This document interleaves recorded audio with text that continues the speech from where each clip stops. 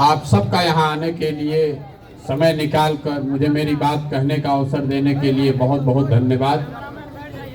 मेरा ही नाम है प्रशांत किशोर और हम कोई नेता नहीं हैं, नेता के बच्चे नहीं हैं। बिहार के एक साधारण परिवार के लड़के हैं। हमारे दादा मजदूर थे, बैलगाड़ी चलाते थे। हमारे बाबूजी यहाँ डॉक्टर थे। यही सरकारी स्कूल से पढ़कर हम भी निकले हैं। माता पिता का आशीर्वाद है, ऊपर वाले की कृपा है, जीवन में कुछ हासिल कर लिए। अब तय किया है कि अगर भगवान ने हमको शक्ति, बुद्धि, साधन, पैसा दिया है तो जीवन में जो कुछ भी है वो सब कुछ बिहार में लोगों की जिंदगी को सुधारने के लिए लगाना चाहते हैं। पिछला 13 महीना से हम पैदल चल रहे हैं। 4000 से ज्यादा गांव में पैदल चल के गए। वोट नहीं मांगते, हमने कोई दल नहीं बनाया है, हम आपसे भी वोट मांगने नहीं आए। आपकी समस्या को देख रहे हैं। एक बार ये तय किया है कि जिस समाज में लोगों की जिंदगी को सुधारना चाहते हैं, एक बार कम से कम जाकर अपनी आंख से देखें कि आप और आपके बच्चे किस तकलीफ और दुर्दशा में जी रहे हैं। हम लोग कहानी सुनते थे पहले कि जो प्रतापी राजा होता था वो रात में भेष बदल के निकलता था ये देखने के लिए कि प्रजा को क्या कष्ट है। आज आप और हम जिसको राजा बना रहे हैं वोट देके, जिसको बटन दबा के आप राजा बनाते हैं, रात का बात तो छोड़ दीजिए, एक बार जीत कर गया तो दिन में भी अपना शक्ल नहीं दिखाता है।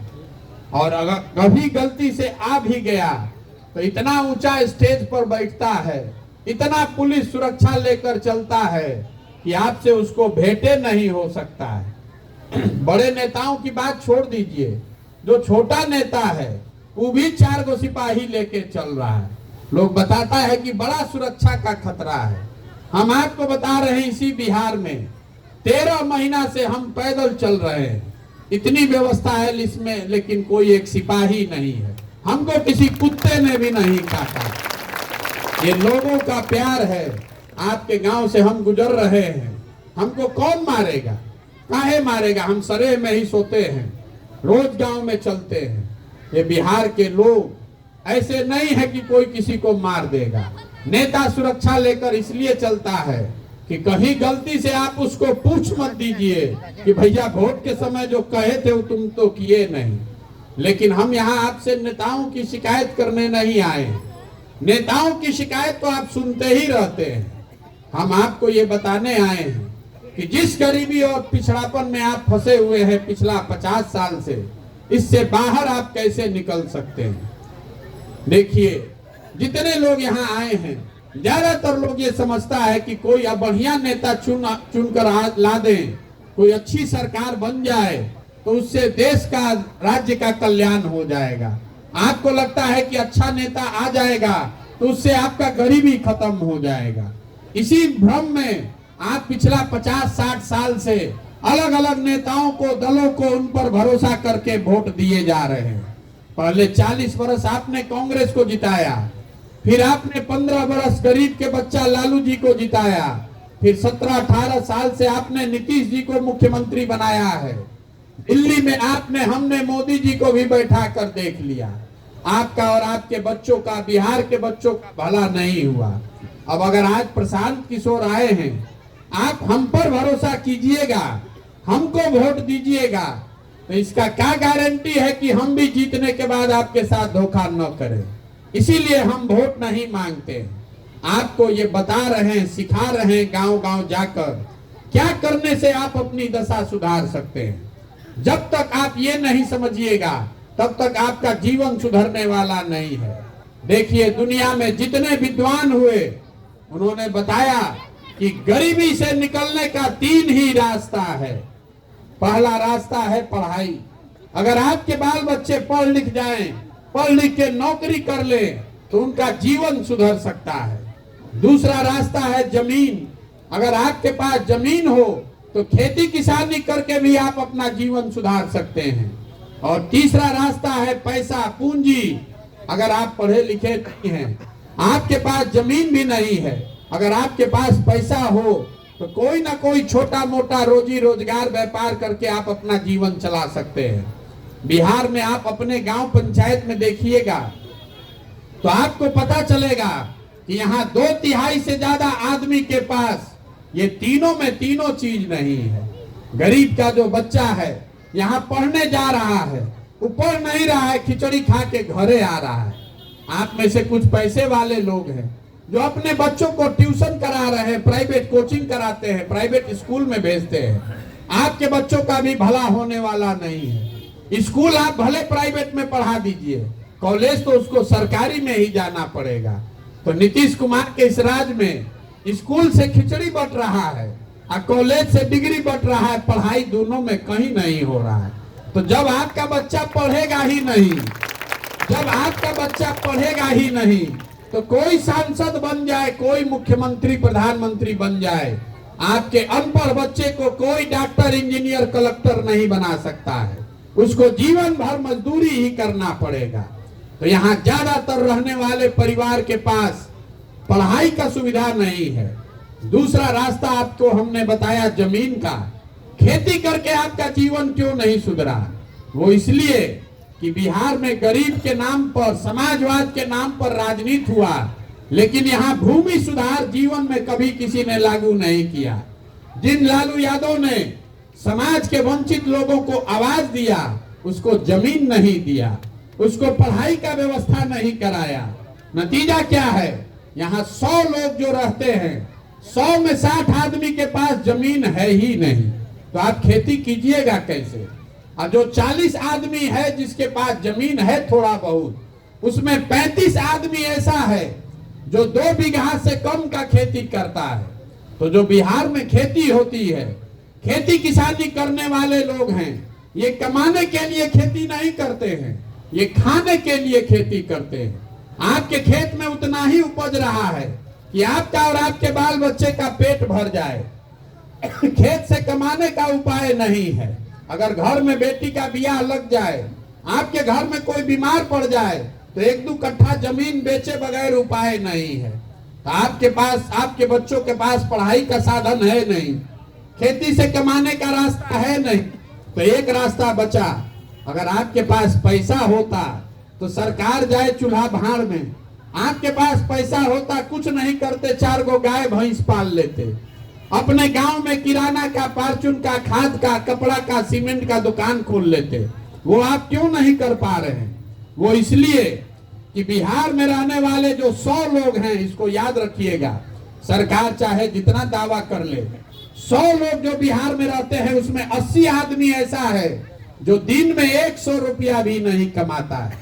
तो इस महंगाई के जमाना में अगर आप दिन में 100 रुपया भी नहीं कमाते हैं तो खाइएगा क्या, बचाइएगा क्या, रोजी रोजगार के लिए पैसा पूंजी कहां से लाइएगा? इस यही कारण है कि बिहार से गरीबी खत्म नहीं हो रही है। जिसको आप वोट देना है दे दीजिए, जिसकी सरकार बनानी है बना दीजिए। सरकार चाहे सड़क बना दे कि घर घर बिजली ला दे, आपको 4 किलो अनाज दे दे कि आपको इंदिरा आवास दे दे, आपका गरीबी नहीं खत्म हो सकता है। आपका गरीबी खत्म होगा तब जब आपके बच्चों के पढ़ने का सुविधा हो, जब आपको खेती से कमाई का रास्ता निकाला जाए और घर घर लोगों को रोजी रोजगार करने के लिए कर्जा पैसा मुहैया कराया जाए। तब आप कहिएगा कि अगर यही 3 रास्ता है तो ये होगा कैसे, ही न बताइए। तो हम आपको यही बताने आए हैं। हम आपको वो मंत्र सिखा रहे हैं कि अगर आपको हमारी बात समझ में आ जाए तो वोट आप चाहे जिसको देना है दे दीजिए, और कुछ हो चाहे नहीं, आपके बच्चों के लिए पढ़ाई या रोजगार हो जाएगा। हम आपको वो रास्ता बताएं, उससे पहले आपको ये बताना चाहते हैं कि आपकी ये दशा है क्यों। पहले वो आईना के तरह देख लीजिए। हम आपको एक सवाल पूछेंगे, हर आदमी को उसका जवाब देना है, हाँ चाहे ना बोलना है हाथ उठाकर। आपको 1 मिनट में दिखेगा कि आपकी दुर्दशा क्यों है। जरा सोच के बताइए, आपके गांव में और कुछ हो चाहे नहीं, सभी के बच्चों के पढ़ने के लिए अच्छी व्यवस्था होनी चाहिए कि नहीं होनी चाहिए? सबको बताना है हाथ उठा के। कथा सुनने नहीं आए हैं आप यहाँ, फिर से हाथ नीचे कीजिए। पूछ रहे हैं, सबको बताना है, हाँ चाहे ना, जोर से बोलिए। आपके गांव में और कुछ हो चाहे नहीं, सभी के बच्चों के पढ़ने की व्यवस्था होनी चाहिए कि नहीं होनी चाहिए? आपने कहा है, हम नहीं बोले। आप लोग कह रहे हैं कि ना भैया पढ़ने का व्यवस्था होना चाहिए। आप में से बहुत लोग हैं जो खुद पढ़े लिखे नहीं हैं। कोई अगड़ा है, कोई पिछड़ा है, कोई गरीब, कोई अमीर, कोई मुस्लिम, कोई हिंदू, कोई महिला, कोई पुरुष, लेकिन सबको इतना समझ है कि ना भैया पढ़ने का व्यवस्था तो होना चाहिए। तो अब जरा जितने आप समझदार लोग हैं, जरा अपने अपने बच्चों का चेहरा याद कर लीजिए और सब लोग अपने बच्चों के नाम पर एक बार ईमानदारी से बताइए, आप में से किसने जीवन में एक बार भी बच्चों के पढ़ाई के लिए वोट दिया है? देखिए, पूरा गांव पढ़ा लिखा, अनपढ़, समझदार, बेवकूफ, महिला, पुरुष सब शांत। यही आपके दुर्दशा का कारण है। आपको मालूम है कि अगर पढ़ने का व्यवस्था हो तो उससे आपका बच्चों का जीवन सुधरेगा, लेकिन आप पढ़ाई के लिए वोट नहीं देते। आपको मालूम है कि यहाँ फैक्ट्री खुल जाए तो आपके बच्चों को रोजगार मिलेगा, लेकिन आप फैक्ट्री के लिए वोट नहीं देते। तो खाली 5 बरस बैठ के बतियाइएगा, ए भैया पढ़ाई नहीं है, ए भैया बड़ा भ्रष्टाचार है, ए भैया नेता बड़ा चोर है, तो आपके बतियाने से होना क्या है? बिहार में 5 बरस लोग बैठ के गाना गाता है, और जिस दिन वोट होगा तो ये सारा बात भूल जाएगा। वोट के दिन बिहार के आदमी को खाली 4 गो बात बुझाता है। पहला बात, हमारा जात क्या है और कौन हमारा जात का नेता खड़ा है। वो नेता चोर हो, बदमाश हो, काम किया है नहीं किया है, अपने जात वाला है तो उसी को जाकर वोट दीजिएगा। जो जात से बच गया वो धर्म में फंसा।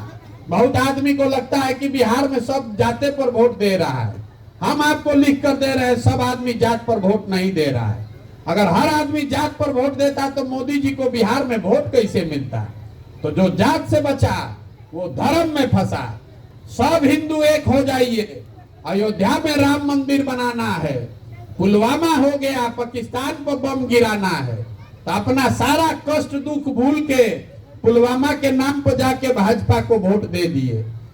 जो दोनों से बच गया, तो जिन्होंने लालू जी का राज देखा है तो कहता है कि 2 गो रोटी कम खाएंगे, लेकिन लालू जी का अपराध का राज वापस नहीं आना चाहिए।